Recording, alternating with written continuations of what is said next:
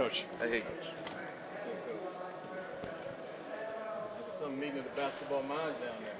Yeah, no, I mean, when you bring Doug Collins to the table, you know, you're starting with the best, and Jock is a very close friend. Two great basketball minds, great people, so it's fun to have them at practice and pick their brain a little bit and just share and catch up.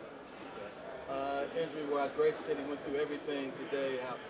How much did that play into him playing Wednesday? Yeah, no, I think, you know, you always got to wait to see how they respond, see how he feels tomorrow. But, you know, it's great to have him go through contact, go through practice. You know, so we'll all be anxious to see how he responds. Then Josh and Damian. I didn't see Damian participate in the scrimmage. Is he fine?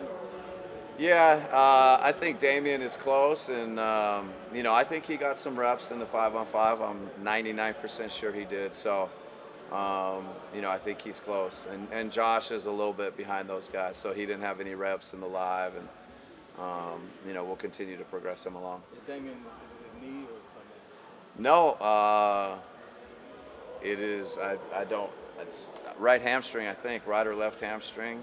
So, yeah. Is that it? That's it. Okay. Making sure. Thanks, Coach. Yeah. When you look at these last couple of days before the regular season, knowing how scarce practice time can be once the season starts, what are you trying to accomplish in these few days? You know, a little bit of execution in the half court, but then also, you know, we talked about just going back to the basics, and, you know, I think leaning into our competitiveness, being great for each other, scrambling and covering for each other, finishing the possession with rebounds, and then transitioning into offense and playing fast and playing random and playing together. And it was a little bit like turning back the clock. I think that's going to be most important for us as we go into you know, the regular season game. It's, if you talk about it the first day, it's always good to come back to it. When you look at Grayson, obviously he's willing to embrace that six-man role, but it can be a little different when you're used to being a starter and then having to adjust your mindset. How have you seen him or players in that position kind of navigate that sort of thing? Yeah, I mean, you know, I think guys that are competitive, guys that want to win, and that, you know, kind of will do anything, you know, to allow that to happen, embrace the role, find a way to be great in that role. You know, there's been some amazing guys that have come off the bench and, you know, change winning and change teams. So us having Grayson in that position, you know, we're very fortunate. Looking ahead to the Clippers, what goes with the challenges of trying to game plan for Harden? Yeah, I mean, there's so many things. You know, he's been a great player in our league for a long time now. You know, I usually always start with keeping him off the free throw line. That's, you know, it's easy to say. It's really hard to do. You have to be disciplined. You have to understand, you know, try and understand some of his tricks and not fall for them. And it takes a great discipline. But, you know, he's a great passer, too. You know, I mean, everybody talks about the scoring, which is real. But the passing, you know, is really elite, and you know, he can get going from the three-point line. So, you know, there's a lot of reasons why he's one of our great players. With Paul going to Philly, and Kawhi being out, what do you kind of make of the rest of the roster they have around James and just some of the players that stand out to you? Yeah, I mean, you know, it feels like a group that's been together for a while. You know, I think, you know, Terrence Mann and Norman Powell and Zubac and, you know, those guys have really found ways to put together, you know, good stretches of basketball, whether it be within a game or within a month, and they just play. And Ty Lue's a great coach, so no matter who he has, he's going to do things that put them in position to be good, and you know, so they'll be ready to go. We know that. Coach, last season this team struggled a lot in the fourth quarters. Has that been a point of emphasis, and if so, how have you addressed it? Yeah, no, there's been some conversation and some work in practice on execution, on end-of-game things, and even just, you know, I think adding personnel, adding Tyus Jones, we feel like it's going to help us, adding Monte Morris. You know, hopefully we can play the same in the fourth quarter as we do in the first, too, and we have different ways to execute and get things done, and feel confident that you know, we can play when we're fast, including late in games, and we can play when it slows down and we need to execute. And now that you've gone through the preseason, how do you feel that Brad has fit offensively with the team? Yeah, no, I mean, Brad's been good. You know, I think we're always, I think, got to challenge myself to make sure we're putting him in good positions, making sure he's finding his spots in the offense. And, hopefully he's got to be a little bit aggressive and take advantage of things when they present, when we're playing random and we're playing 5 out. But overall, I think he's been good. Thanks, All right, thanks, Thanks, guys. Coach. What up?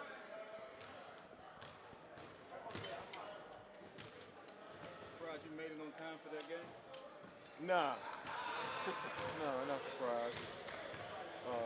We had this planned out, baby. We knew exactly what we was doing to the second. What was it like though, just to be in that?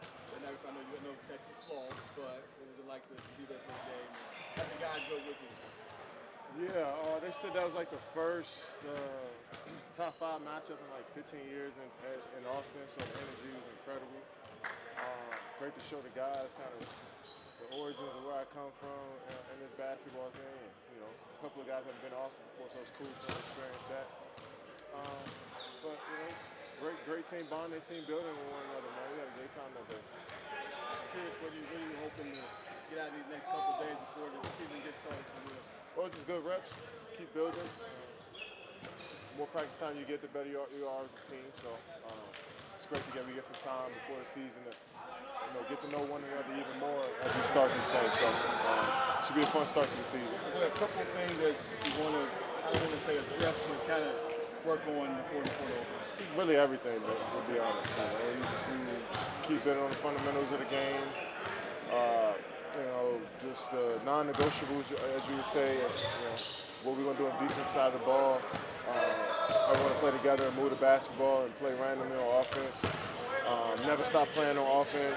Play breakdown, just keep trying to find movement. Stuff like that we've been emphasizing. So it's good to just get that, told to day after day. It's become second nature.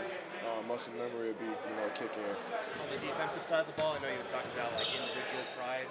Are there any other kind of non-negotiables? Yeah, just individual pride, boxing out.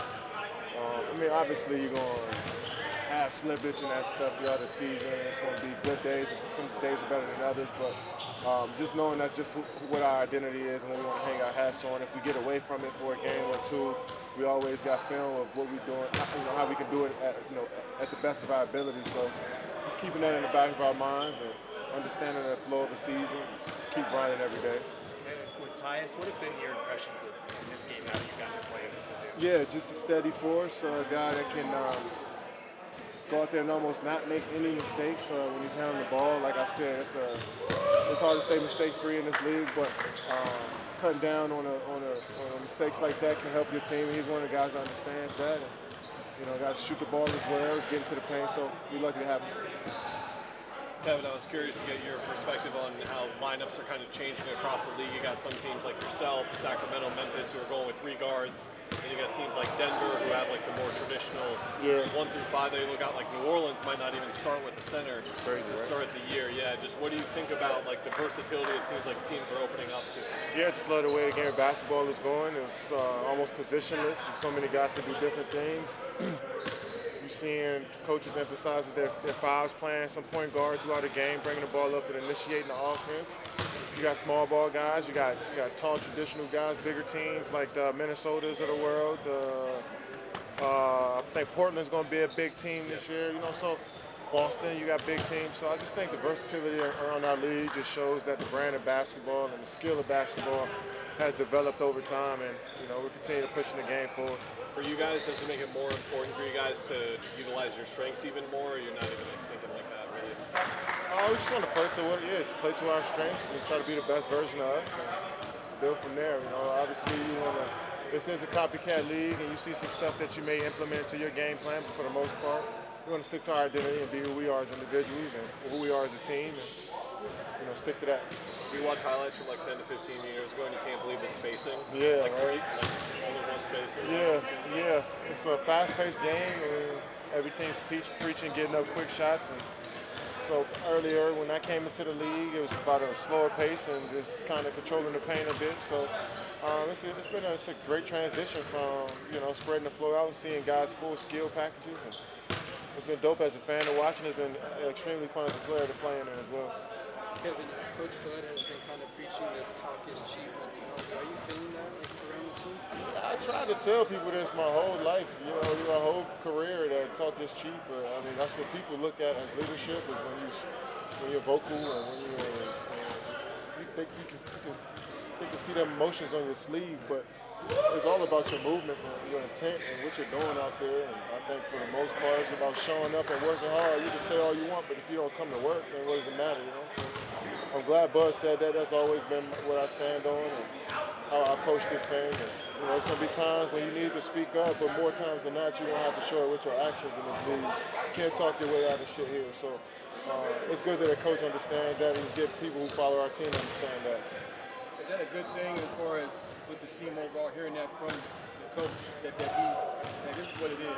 I mean, we always knew that, but it's good for our fans and the media who really don't truly understand what goes on every day inside here to get that from the coach, because nowadays it's about talking your way out of shit, letting, everybody got an opinion nowadays or a voice nowadays, but we always about action in this league. And the guys who show and prove what they're about, they're the ones who kind of last the longest. And Bud have done that as a coach, and most of the guys on our team have went out there and show who they are instead of talk.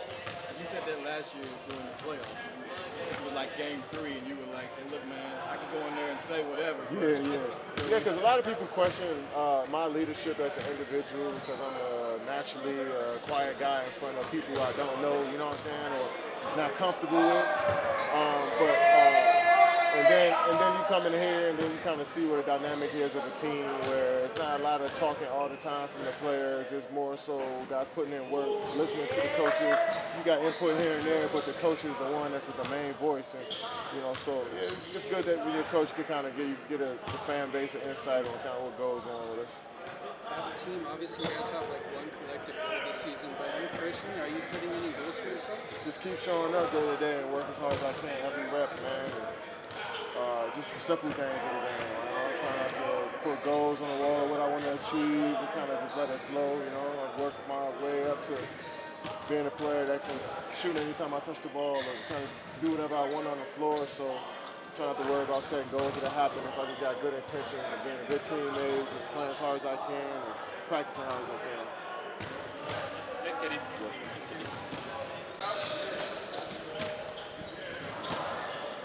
You preaching today? What's that? You preaching today? Man, I'll explain later. Long story. But that's a good segue into what I'm about to say. Is congratulations in order or no? No. One, how's it feel? Feels good. Yeah. Are you close are you to playing? I did just about everything in practice today, so I would love to be in for the first game. What's that been like for you? And when did you start feeling the Achilles bothering? A little bit on and off before the first preseason game, and then a little bit stronger after kind of in the second half of that first preseason game. And so they were just really cautious with it, and with it being preseason. Just fighting them to play a little bit sooner, but just trying to be really cautious where they get it back to 100% for the start of the season, so I don't have to deal with it. When you're trying to be cautious, what's kind of the day-to-day in terms of what you have to do to prove that you can get back out there? I mean, it's most of the time it's just doing as much as you can without pissing it off that day, and then judging the half post or next morning soreness and how it reacts to it, and then if it reacts good, do a little bit more. If it doesn't, bring it back a little bit. So it's a little bit of a delicate game there, especially when you're dealing with tendons. But I'm happy. I was happy to be out there and practice and do everything, so it felt good. We only got to see you in one preseason game, but I know you've talked about embracing the six-man role, but like mentally when you're having to go in off the bench, has that been, like what do you have to do mentally to kind of adjust? Yeah, it has been a little different. I honestly don't know. I haven't been in that position for a while, so I just got to try to stay locked in those first 5, 6, 7, however many minutes it is before I get in the game. Used to like being amped up right from tip, and now when you get to sit down for a little bit, it's a little different. So I don't know. First preseason game, I feel like didn't give me a real picture of what it's going to be like. So we'll find out. Last year when you guys were going 3 guards in the starting lineup, you guys will be doing that again this year, just with different names. What were some of the benefits that you noticed, and then what were some of the things that you knew you had to be watching out for? I think the benefits of, we have really talented guards and wings on this team, so the benefit is having 3 really good players out there that can do a little bit of everything offensively. Biggest challenges that come with that are probably rebounding the ball. Some of the bigger matchups, they like to crash 3 or 4 guys and try to put pressure on us to limit them to 1 possession. So that'll be a big focus for us, and it's not one-on-one rebounding, it's more team rebounding and having everybody in there. How did you feel like you, Brad, and Devin sort of split up the defensive responsibilities last year, and just how important that was for the 3 of you to sometimes be guarding Jaw one night or Ant the other night, and just kind of splitting it up between you guys? Yeah, I thought it was actually really good. I thought we were pretty good defensively as a group. Brad and Book, I absolutely know now, but last year I was a little surprised and impressed by how good of defenders they are. Brad, specifically in the second half of the year, once he was healthy and in the full swing of things, he was really, really good on ball defensively. And guarding smaller, faster guys, guarding bigger guys. So I think we have guys, like, even though Brad's not known as a defender, Book's not known as a defender because they're such good scorers, like, we have guys that can guard. So, they can guard a bunch of different matchups, and I think they did well last year. I think they're going to do really well this year, too. Grayson, last week, Nurkic told us how from day one, Coach Bud kind of instilled this talk is cheap mentality. Has he been preaching that since Milwaukee, and how has it been different as a coach compared to the other coaches? A little bit, yeah. Coach Bud doesn't like to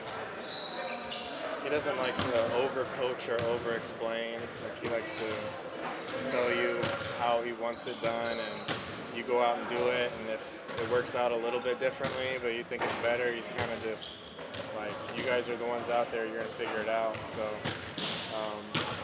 no, he doesn't overcoach every little detail, footwork, every step you're doing out there. He puts you in the spot he wants you, and as you figure out the rest. So,